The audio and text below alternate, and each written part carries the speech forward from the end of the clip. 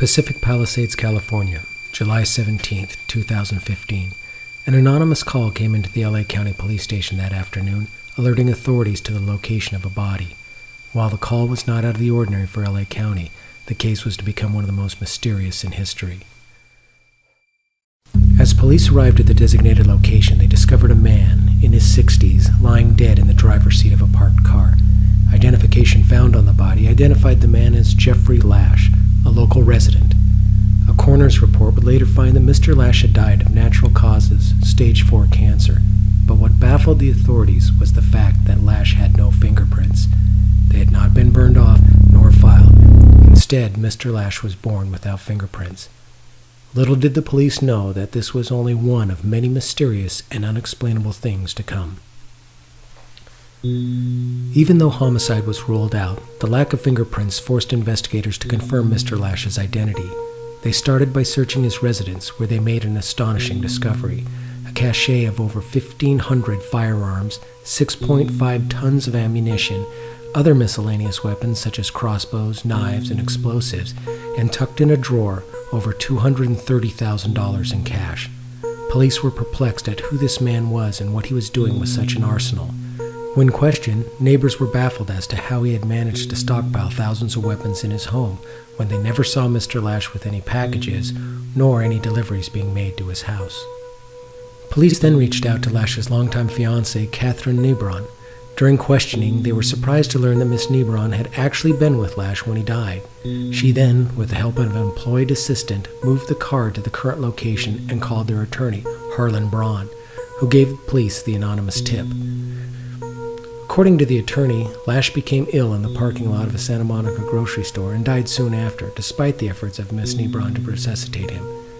The attorney continued, saying that Lash had told Nebron not to call 911. When Miss Nebron was asked why he would make that request, her answer stunned police.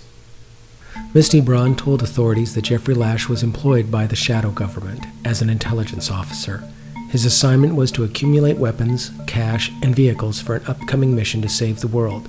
Yet the most astonishing and bizarre part of the story was the statement made by Nebron, saying that for the past 17 years she had personally known that Mr. Lash was an alien hybrid, half human, half alien, hence no fingerprints.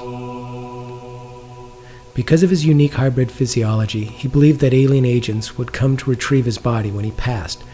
Thus, for their own protection, she and the assistant Miss Vaderbunker notified their attorney of the body's location and then fled north to Oregon until things had settled.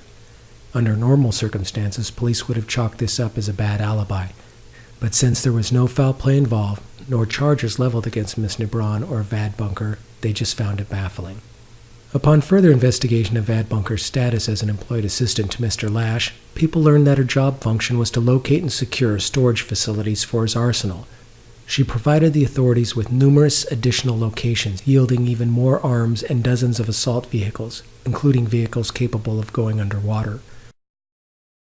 By now, the federal authorities were involved in the investigation. Of primary concern was how a man of presumably simple financial means could have accumulated an armory now valued at over $6 million. After tracing the weapons and ammunition, it was discovered that all of the purchases had been made legally and with cash. At first, authorities thought that Lash must have been involved in drugs in order to amass the millions of dollars needed to make the purchases, but neither the police nor federal authorities could find any evidence, circumstantial or direct, linking Lash to drugs or any other illegal activity. When Miss Nebron and Vadebunker were questioned about where the money had come from, they claimed his alien brethren within the shadow government helped to secure the funds needed.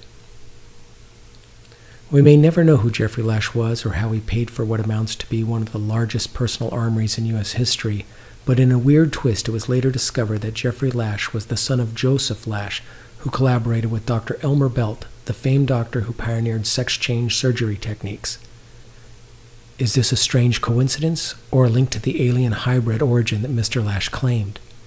The federal authorities have taken the stance to no longer comment on the case, or even to confirm if there's an ongoing investigation, making the mystery of Jeffery Lash one of the most enigmatic stories in history.